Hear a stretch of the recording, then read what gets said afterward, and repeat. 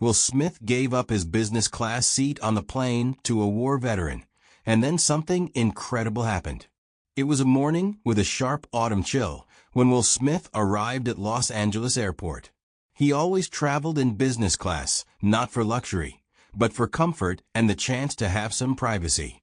Will enjoyed the peace during a flight, when he could recline in a soft seat, put on his headphones, and forget about his busy schedule for a few hours.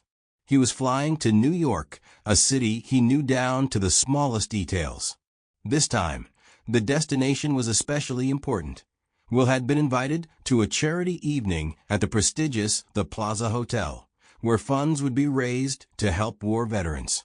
Will had been involved in charity for a long time, but this event had personal significance. His grandfather had served in World War II, and Will always felt a special connection to those who had gone through that horror. At check-in, he quietly slipped past the main flow of passengers, dressed in a light gray hoodie, sweatpants, and dark sunglasses. He didn't want to attract too much attention. The stewardess led him to his seat by the window in business class. Will settled comfortably, reaching for a bottle of water when he saw him. An elderly man was standing in the aisle, holding a ticket in his hands. He looked to be over 90. Military medals gleamed on his chest, neatly attached to his dark blazer. He seemed confused and somewhat tired. The stewardess was politely explaining something to him, nodding toward economy class, but the old man didn't move. Will stood up. "Is everything all right?" he asked softly. The stewardess looked embarrassed.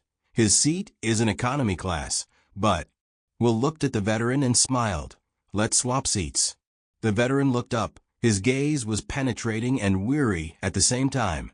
No, son, I can't accept. Please." Will put his hand on the old man's shoulder. "It's the least I can do." He helped the veteran sit in a seat and then headed toward economy class. As he walked through the cabin, passengers began to recognize him.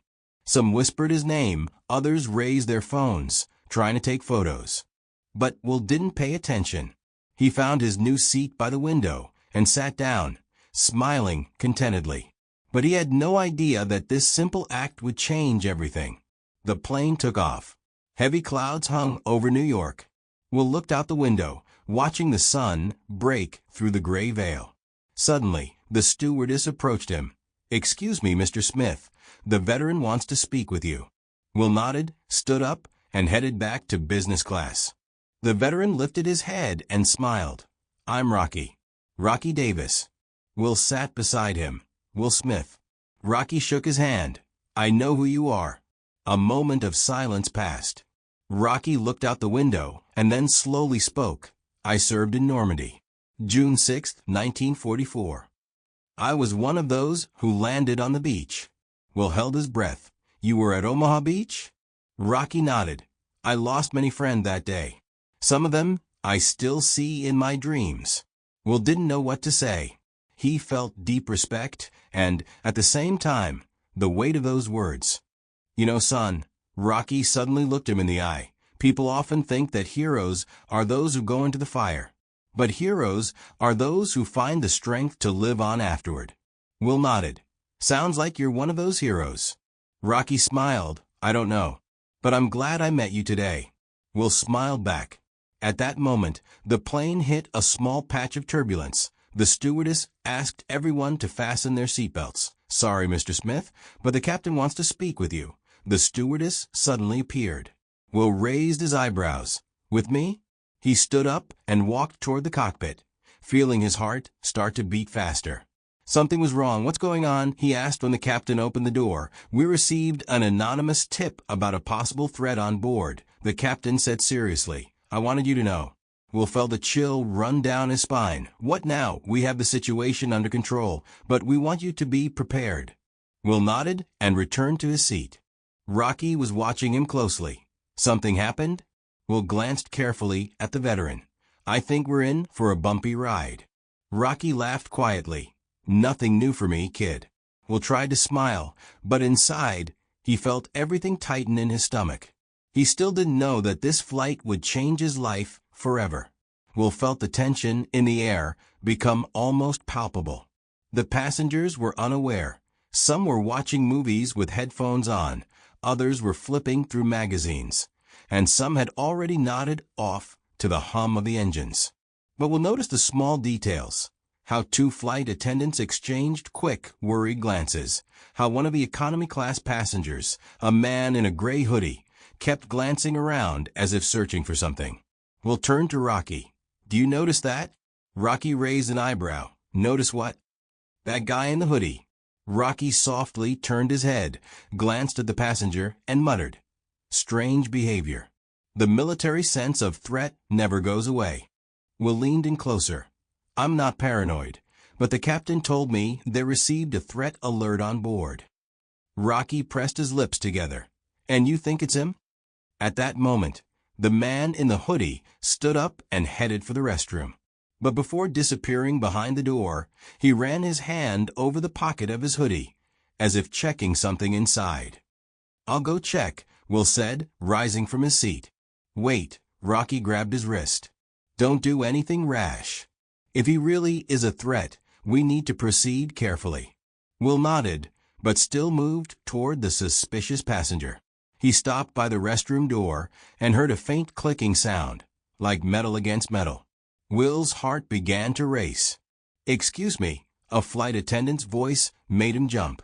Everything okay? Yeah, Will tried to smile. Just observing. A few seconds later, the restroom door opened, and the man in the hoodie came out, hands in his pockets. Will met his gaze, dark cold. The man silently walked past, but in his eyes, Will saw something that made his heart skip a beat. Will turned back to Rocky. I think he's hiding something. Then we need to act fast, the veteran replied, leaning forward. If this is really a threat, we have minutes. What do you suggest? Will felt the tension rise. Rocky paused for a moment, then pulled a small badge from his inner jacket pocket, a military tag. I served in military police. I have experience with situations like this. Will nodded. So what do we do? Rocky looked at the man in the hoodie, who had sat back down and was typing something on his phone. We need to unnerve him. Distract him. Then I'll get closer. Will thought for a second, then stood up again and walked toward the suspicious passenger.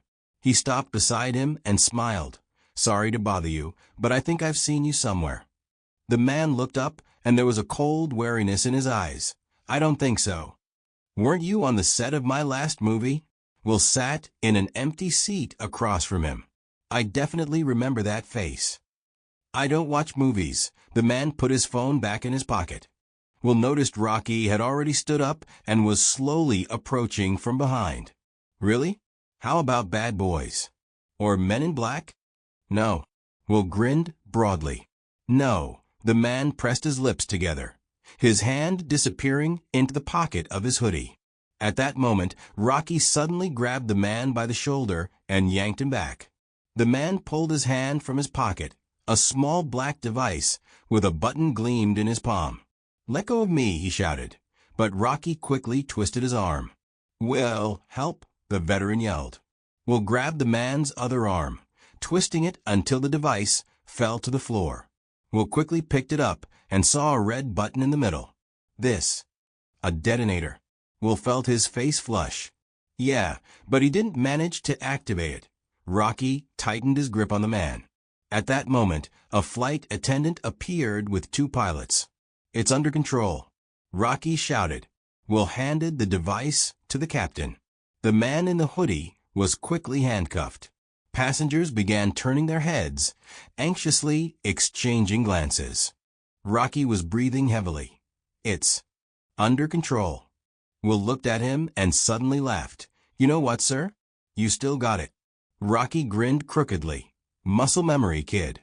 Half an hour later, the plane landed safely in New York. The FBI was already waiting at the airport to take the suspect. Will and Rocky were the last to leave the plane. When they stepped into the arrivals area, Will shook the veteran's hand. You saved everyone on board. Rocky smiled. No, we saved. Together. Will thought for a second, then smiled. You know what? I want you to be my guest at a charity dinner tonight. Rocky raised an eyebrow. At the plaza? At the plaza. We already shared a seat in business class. Now let's share the evening. Rocky laughed. Will, I haven't told you this yet, but you're actually a pretty cool guy. And you're a real hero. They walked out of the terminal together, under the bright lights of New York, unaware that this flight was just the beginning of their story. When the plane landed in London, a tense silence filled the cabin. The passengers sat in their seats, still shocked by the events that had unfolded in the air. Some looked hesitantly at Rocky, who sat in his seat with a heavy expression, his hands gripping the armrests. Will stood in the aisle, still trying to process what had just happened. The flight attendants, though visibly shaken, tried to remain calm. The plane approached the gate, and within minutes, security agents and police rushed into the cabin. They quickly surrounded Rocky and Will. Mr. Smith, are you all right? Asked one of the agents, a tall man in a black suit with a serious expression on his face. Yes, I think everything's fine, Will replied, though his voice betrayed exhaustion. Can you explain what happened on board? Will glanced at Rocky. He was silent, looking down at the floor. We found a suspicious device in the bathroom. Rocky disarmed it, Will said. Is that true? The agent turned to Rocky. Rocky slowly raised his head. Yes. It was an explosive. If I hadn't intervened, we'd all be at the bottom of the Atlantic by now. The agent nodded and said something into his earpiece. A few more agents entered the cabin. Passengers were being escorted off the plane one by one, but Will and Rocky were asked to stay. Will looked at Rocky. How did you know it was an explosive? Rocky sighed. I felt it. The smell, the construction, were taught me to recognize these things. You fought in the war? Iraq. 2 rotations. After coming home, I tried to start my life over, but it's hard to forget what you saw over there. Will saw the pain reflected in Rocky's eyes. The war had left marks on him that would never disappear. At that moment, an agent approached them. We reviewed the footage from the plane's cameras. The man in the hoodie left the device in the bathroom and tried to leave, but then he disappeared into the crowd after landing. We're still looking for him. So, he could be somewhere in London? Will asked. Yes. And if he brought explosives on your flight, that means he had an accomplice in airport security. We've already started an investigation. Will ran a hand over his face, feeling both exhausted and tense. What happens now?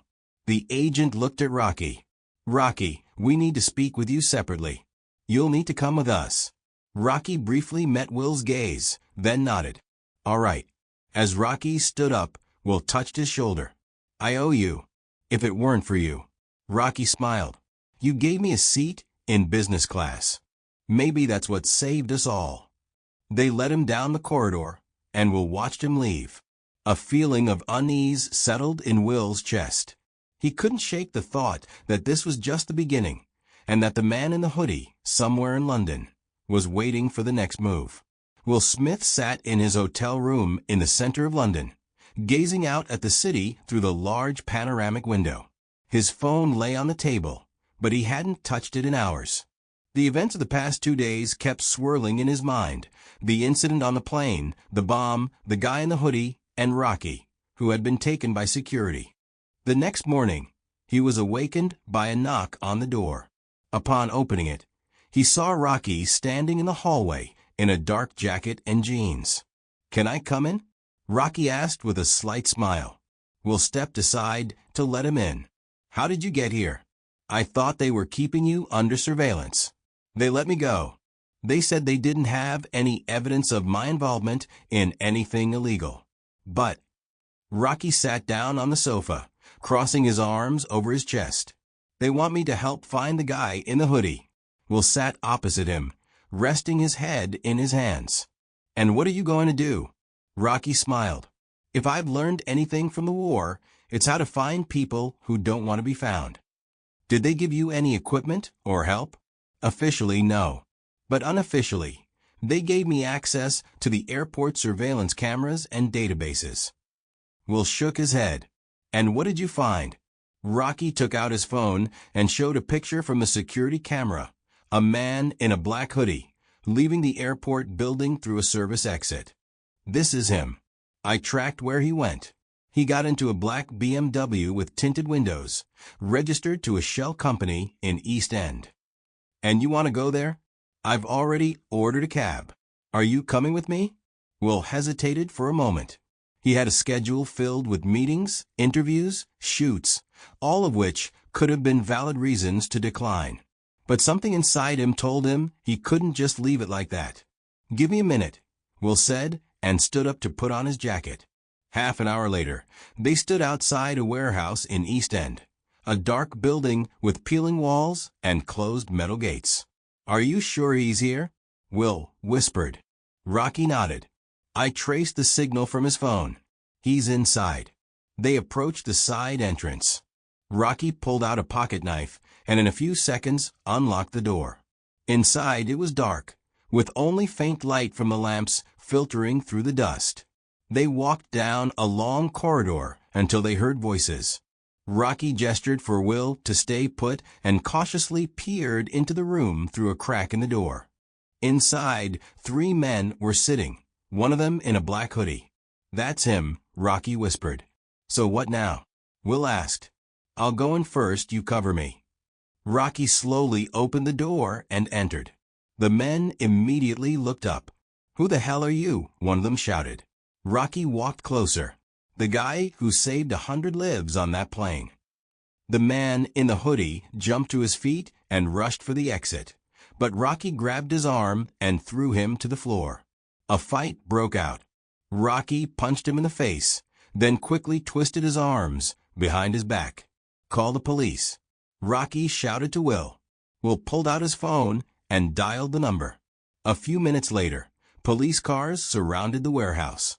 Will watched as the agents led the man in the hoodie to a car. One of the agents approached them. Good job. We've been trying to get to this group for a while. This guy is one of the main suspects in the explosives smuggling case. Rocky sighed and shrugged. Just doing my job. Will smiled.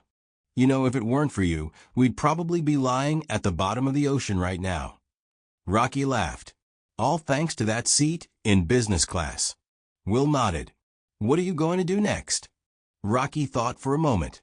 Maybe I'll try to start a new life. Maybe work for a security company. Or just take a long vacation. Will extended his hand. If you ever need anything, just call me. No questions asked. Rocky shook his hand.